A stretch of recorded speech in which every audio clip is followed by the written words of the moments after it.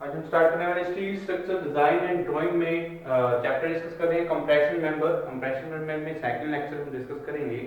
First lecture में हमने discuss किया था design steps for axial loaded compression members को डिजाइन करने के लिए क्या स्टेप वाइज हमने डिस्कस किया। ठीक है जी, तो हमारे पास क्वेश्चंस आगे न्यूमेरिकल प्रॉब्लम्स हैं कुछ।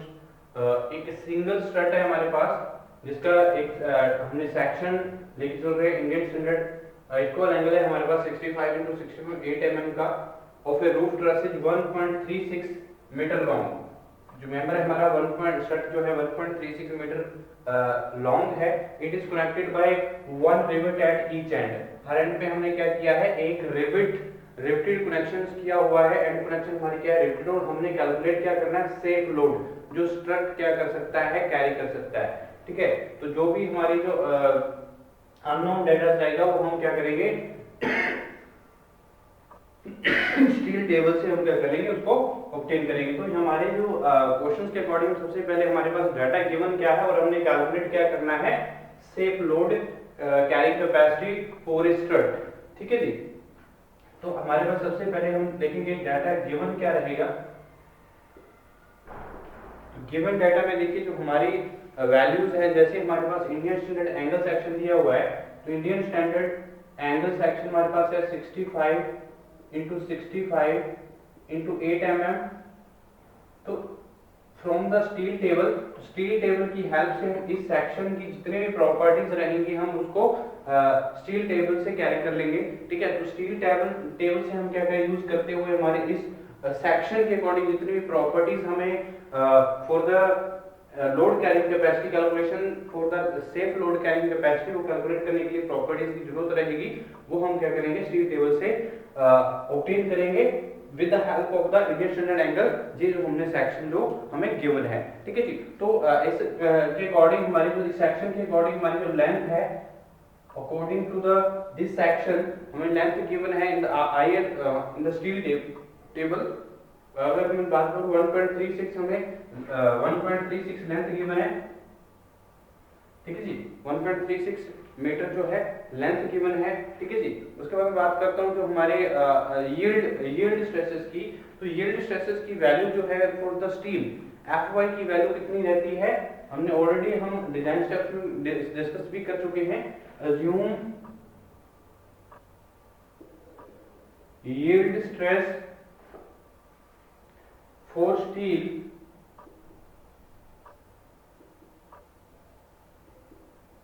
स्टील के लिए हमारी यील्ड स्ट्रेस यानी कि Fy की वैल्यूज हैं Fy। तो Fy की वैल्यू क्या रहेगी, 250 न्यूटन पर mm स्क्वायर, 250 न्यूटन पर mm स्क्वायर की वैल्यू जो है हमारे पास यील्ड स्ट्रेस की वैल्यू है स्टील के लिए।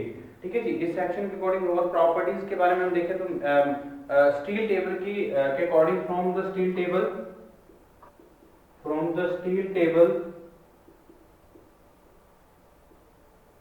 The properties of this section. तो प्रॉपर्टीज क्या रहेगी, properties of 65 into 65 into 8 mm। इस इंडियन स्टैंडर्ड एंगल के अकॉर्डिंग हमारे पास प्रॉपर्टीज क्या रहेंगी, और क्या क्या प्रॉपर्टीज रहेंगी। देखिए हमारे पास सेक्शनल एरिया की बात करें तो सेक्शनल एरिया क्या है, सेक्शनल एरिया, तो इसको हम सेक्शनल एरिया को हमारे जो गिवन है फ्रॉम द स्टील टेबल, हमारी जो प्रॉपर्टी है सेक्शन के अकॉर्डिंग 9.76 सेंटीमीटर स्क्वायर जो हमारी क्या है एरिया है सेक्शन का। और इसको अगर मैं mm में कन्वर्ट करता हूं तो क्या रहेगा, 976 mm स्क्वायर। तो 976 mm स्क्वायर की जो है हमारे पास सेक्शनल एरिया रहेगा इस सेक्शन के लिए। ठीक है जी, उसके बाद मैं रेडियस ऑफ जायरेशन की बात करता हूं तो radius of gyration x direction और वाई डायरेक्शन में हमारा क्या है, सेम रहेगा। ये इंपॉर्टेंट प्रॉपर्टीज है। ठीक है जी, देखिए तो हमारे पास 1.96 मीटर क्या है, हमारे पास क्या रहेगा सेंटीमीटर, ये वैल्यू रहेगी हमारे पास इसकी रेडियस ऑफ जायरेशंस की। और हमारे पास आर यू की वैल्यू देखिए तो हमारे पास आर यू की वैल्यू जो रहेगी, ये प्रॉपर्टी सारी की सारी सेक्शन के अकॉर्डिंग है 2.47 सेंटीमीटर एंड आर वीवी की जो वैल्यू रहेगी 1.26 सेंटीमीटर। ठीक है, तो ये इंपॉर्टेंट रहेंगी वैल्यूज। और हमारी जो वैल्यूज इस सेक्शन के लिए सुटेबल प्रॉपर्टीज जो रहेंगी फ्रॉम द स्टील टेबल, हम इस वैल्यूज को सेफ लोड को कैलकुलेट करने के लिए यूज कर सकते हैं। ठीक है, तो सबसे पहले हम केस के अकॉर्डिंग हम स्टडी करते हैं। तो सबसे पहले हम सिंगल एंगल को अगर देखें तो सिंगल एंगल को कनेक्ट करते हैं, डिसकंटीन्यूअस स्टड कनेक्ट करते हैं with the help of one rivet. तो वन रिवेट अगर हम यूज कर रहे हैं एक रिवेट के अकॉर्डिंग, देखो इसने क्या लिखा है, it is connected by one rivet at each and. ठीक है जी, तो हर एंड पे हम क्या करेंगे इसको स्टड को एक रिवेट से क्या करेंगे, हम इसको ज्वाइन करेंगे। तो इस सेक्शन के अकॉर्डिंग हमने क्या किया है, सारी प्रॉपर्टीज देखी है। तो नेक्स्ट मैं बात करूं कि हम single angle discontinuous strut, single angle discontinuous strut, क्योंकि डिसकंटीन्यूअस स्ट्रट जो है हमारे सिंगल एंगल का डिसकंटीन्यूअस स्ट्रट को हम कनेक्ट करेंगे with the one rivet, strut connected with one rivet, connected with one rivet at ends पे हमने क्या किया है, एक सिंगल एंगल डिसकंटीन्यूअस स्टड को कनेक्ट किया एक रिवेट से। तो अब देखिए जो हमारी इफेक्टिव लेंथ है, इफेक्टिव लेंथ हमारे पास क्या है। ठीक है जी, जब हम सिंगल एंगल केस हमारे क्या है, यहाँ पे सिंगल एंगल एक डिसकंटीन्यूअस स्टड को कनेक्ट किया गया वन रिवेट से।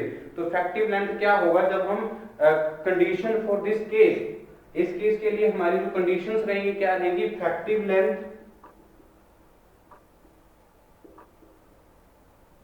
यानी कि स्मॉल एल इक्वल टू क्या रहेगी, कैपिटल एल के।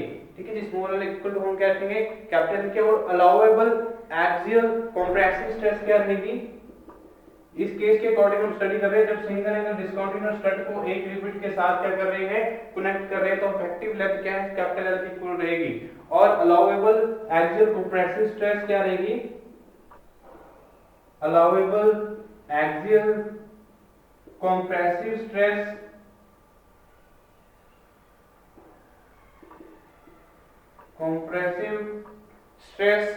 हमारे पास जो वैल्यू रहेगी इनकी 0.8 times of sigma AC, 0.8 times of sigma AC. ठीक है, ये इंपॉर्टेंट रहेगा हमारे पास। अलाउएबल कंप्रेसिव स्ट्रेसेस की वैल्यू है 0.8 टाइम्स ऑफ सिग्मा एसी, ये रिलेशन जो है इंपॉर्टेंट रहेंगे। और अगर मैं बात करूं इफेक्टिव लेंथ की, अब इफेक्टिव लेंथ क्या है, इफेक्टिव लेंथ यानी कि small L equal to capital L के है, तो इक्वल टू हमारे पास क्या है 1.36 मीटर। हमें ऑलरेडी जो लेंथ है गिवन है हमारी स्ट्रट की, रूफ ट्रेसेस में जो हम सिंगल एंगल स्ट्रट यूज कर रहे हैं, सेक्शन ड्रॉ किया, इस सेक्शन को हमें सेक्शन जो है गिवन है। ठीक है, तो 1.36 मीटर है, 1.36 मीटर। इसको मैं क्या करता हूँ, सॉरी मीटर में कन्वर्ट है, इसको मैं क्या करूंगा सेंटीमीटर में कन्वर्ट करूंगा। तो सेंटीमीटर में कन्वर्ट करने के लिए हमारे पास क्या है, इसको इनटू 1360 mm इफेक्टिव लेंथ आ गई है हमारे पास। अभी आगे बात करता हूं मैं हमारी जो रेडियस ऑफ जायरेशंस की वैल्यू है। तो रेडियस ऑफ जायरेशन की वैल्यू क्या रहेगी, तो हमने जो रेडियस ऑफ जायरेशन की वैल्यू लेनी है वो ध्यान रखिए आप, आर मिनिमम जो वैल्यू रहेगी, यानी कि जितने भी हमारे पास इस सेक्शन के लिए हमने प्रॉपर्टीज देखी थी, R X X, R Y Y और आर यू यू और आर वी वी। तो इनमें से जितने चारों में से जो हमारी रेडियस ऑफ जायरेशन की जो वैल्यू होगी सब डायरेक्शन में जो मिनिमम वैल्यू होगी वो हम क्या लेंगे, मिनिमम जो वैल्यू होगी वो हम क्या मानेंगे, रेडियस ऑफ जायरेशन। ठीक है, तो यानी कि minimum of radius of gyration, minimum हमारे पास स्केल टेबल से जो चार वैल्यूज हमने यहाँ पे लिखी थी स्टार्टिंग में, उसमें से हम जो मिनिमम वैल्यू होगी हमने वो कंसीडर कर ली है रेडियस ऑफ जायरेशन पे। तो 1.26 कम है, 1.26 मीटर सेंटीमीटर। तो इसको हम मीटर में कन्वर्ट mm में कन्वर्ट करते हैं तो क्या आएगा 12.6 mm। यानी कि मिनिमम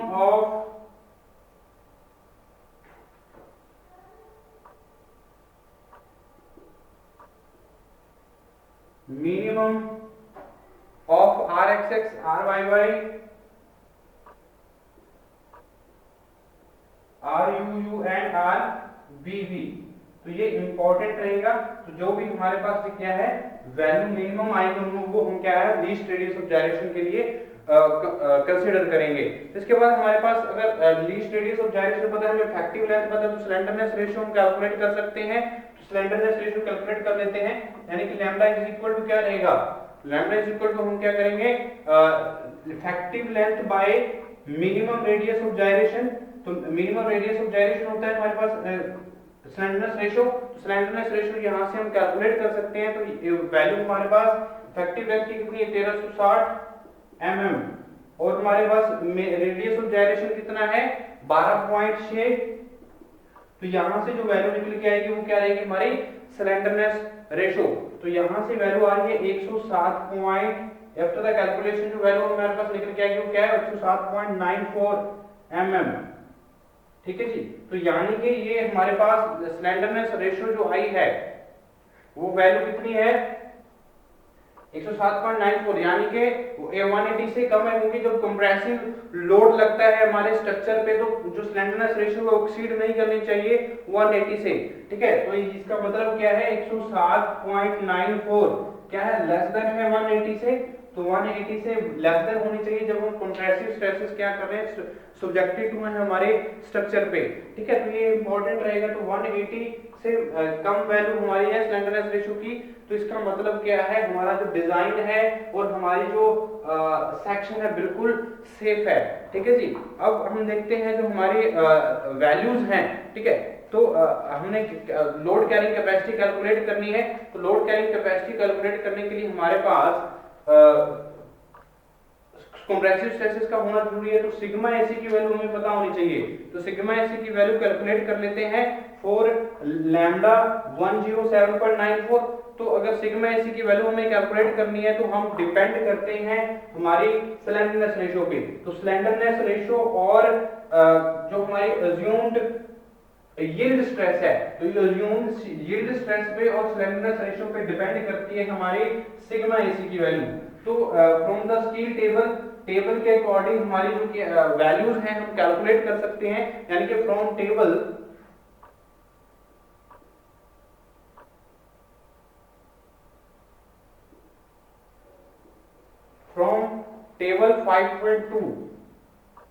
5.2 टेबल नंबर दिया हुआ है हमारे पास। ठीक है जी। इस स्टील टेबल से हम क्या करेंगे फॉर सिग्मा एसी की वैल्यू को फाइंड आउट कर सकते हैं। हमारे पास स्लेंडरनेस रेशियो भी हमने कैलकुलेट की कितनी है कि 107.94 के लिए कैलकुलेट करेंगे और fy की वैल्यू यहां पे कितनी है एंड अलाउएबल यील्ड स्ट्रेस कितनी है हमारे पास 250 न्यूटन पर mm स्क्वायर। तो इसके लिए हम क्या करेंगे सिग्मा एसी की वैल्यू कैलकुलेट कर लेंगे। तो हम डायरेक्ट हमारी जो सेफ लोड कैरिंग कैपेसिटी है उसको कैलकुलेट कर सकते हैं। ठीक है, तो देखिए हमारे पास लैम्डा की वैल्यू जो है स्टील टेबल में देखेंगे तो टेबल जो हमारे पास दिया हुआ है टेबल में हमारे पास जो लैम्डा की वैल्यू और fy की वैल्यू के अगेंस्ट जो है हमारी सिग्मा एसी की वैल्यूज रहेंगी हम डायरेक्ट कैलकुलेट कर लेंगे। तो हमारी 107 की इसके लिए लैम्डा फॉर लैम्डा जो हमारे पास अगर मैं बात करूं for lambda equal to 100 value है अगर यानी कि स्लेंडरनेस रेशियो की, तो सिग्मा एसी की वैल्यू कितनी है वैल्यू ऑफ सिग्मा एसी। तो सिग्मा एसी इक्वल टू किसके रहता है जब 100 रहती है 80 न्यूटन पर mm स्क्वायर की 80 न्यूटन पर mm स्क्वायर। ये आप स्टील टेबल हमारा जो आईएस कोड है 800-2007 उसमें हमारे जो टेबल दिए हुए हैं उसके अकॉर्डिंग हम हमारे पास जो लैम्डा की वैल्यू रहेगी स्लेंडरनेस रेशियो की वैल्यू के अगेंस्ट हमारी वैल्यूज क्या है टेबल नंबर में दी हुई है सिग्मा एसी की वैल्यू।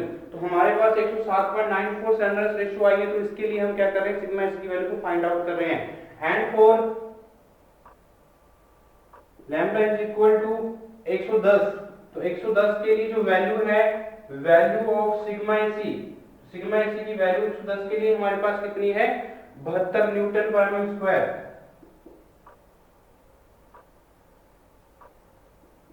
न्यूटन पर mm स्क्वायर। तो 72 न्यूटन पर mm स्क्वायर है। ठीक है जी, इंपॉर्टेंट रहेगा। उसके बाद मैं बात करता हूँ फॉर लैम्डा 107, तो 107 के लिए हमने कैलकुलेट करनी है। तो देखिए कैसे हम इंटरपोलेशन करके हम क्या कर सकते हैं, इन वैल्यूज का इंटरपोलेशन करते हैं तो हमारे पास वैल्यू जो है स्लैंडरनेस रेशियो पे, इस स्लैंडरनेस रेशियो पे सिग्मा एसी की वैल्यू हम फाइंड आउट कर सकते हैं। ठीक है जी, तो देखिए फॉर लैम्डा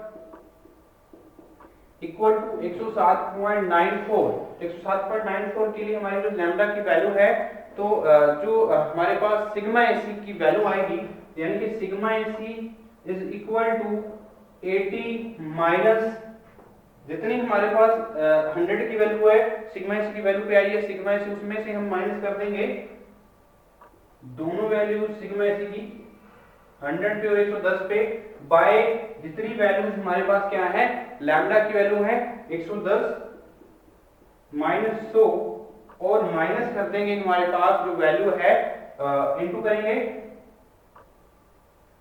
जितने की निकालनी है हमने 107.94 के लिए निकालनी है, माइनस हम क्या करेंगे 100। ठीक है जी, तो ये इंपॉर्टेंट रहेगा।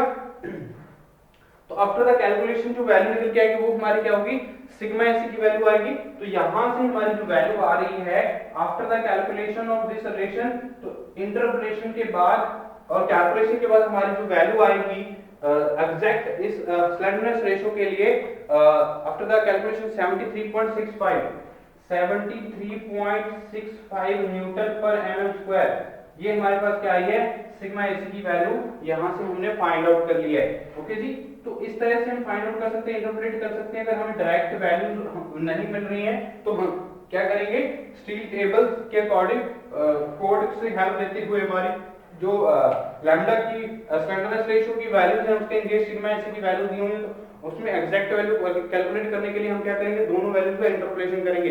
तो इंटरपोलेशन के बाद हमारी जो कैलकुलेशन के बाद जो हमारी वैल्यू आएगी वो हमारी एग्जैक्ट स्लैंडरनेस रेशियो की वैल्यू रहेगी। ठीक है, अब देखिए हमारे पास as per the conditions allowable axial compression जो स्ट्रेसेस है क्या रहेंगी, तो ये नोट डाउन कर लीजिए हमारी जो सिग्मा एसी की वैल्यूज हैं। तो अब देखिए जो हमारा अलाउएबल एक्सियल कंप्रेसिव स्ट्रेसेस है क्या रहेगी, as per conditions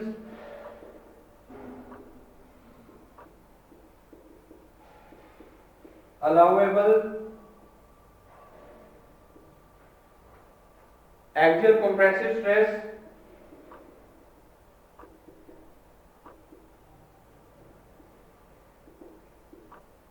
axial compressive stress is equal to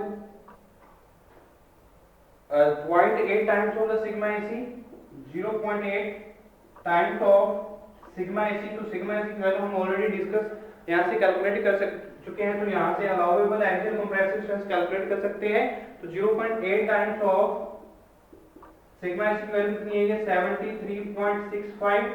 ठीक है जी, तो 73.65 वैल्यू आ गई है, तो हमारे पास 58.92 न्यूटन पर एमएम स्क्वायर वैल्यू आ चुकी है अलाउएबल एक्सियल कंप्रेसिव स्ट्रेस की। ठीक है जी, तो देखिए हमारे पास लोड कैरिंग कैपेसिटी को कैलकुलेट करने के लिए हमारे पास क्या रूल रहेगा, safe load carrying capacity, safe load carrying capacity of the strut member. ठीक है जी, तो हमारी सेफ लोड कैरिंग कैपेसिटी क्या होता है, axial allowable axial compressive stress into area sigma AC. तो हमारे पास जितनी वैल्यू आई है सिग्मा एसी इनटू एरिया करेंगे, सिग्मा एसी इनटू एरिया करेंगे तो हमारे पास क्या आएगा, लोड कैरिंग कैपेसिटी आएगी। तो सिग्मा एसी की वैल्यू हमारे पास कितनी है 7, जो हमारी अलाउएबल कंप्रेसिव स्ट्रेसेस की जो वैल्यू आई है 58.92 आई है। ठीक है जी, तो 58.92 हमारे पास क्या है, अलाउएबल एक्सियल कंप्रेसिव स्ट्रेस है 58.92 न्यूटन पर एमएम स्क्वायर इनटू एरिया। तो एरिया हमारे पास कितना है 976 एमएम स्क्वायर। ठीक है जी, तो इस तरह से हम कैलकुलेट कर सकते हैं हमारी load carrying safe load carrying capacity को। तो यहां से आफ्टर द कैलकुलेशन क्या आएगा 57,505.92 न्यूटन हमारे पास क्या आ गई है, सेफ कैरिंग कैपेसिटी। तो सेफ लोड कैरिंग कैपेसिटी हमारे पास कितनी है, 57,500.92 न्यूटन, यानी कि 57.50 kilo Newton safe load carrying capacity I है। ठीक है जी, तो ये इंपॉर्टेंट रहेगा क्वेश्चंस। ठीक है जी, उसके बाद हम बात करते हैं डिजाइन की। तो सिंगल एंगल जो डिसकंटीन्यूअस स्ट्रट है इसको डिजाइन कैसे किया जाता है, डबल एंगल कंटीन्यूअस या डिसकंटीन्यूअस स्ट्रट को हम डिजाइन कैसे करेंगे, हम नेक्स्ट लेक्चर में डिस्कस करते हैं। सिंगल एंगल डिसकंटीन्यूअस स्ट्रट को कैसे डिजाइन करें, हम ऑलरेडी डिजाइन स्टेप्स को डिस्कस कर चुके हैं लास्ट लेक्चर्स में।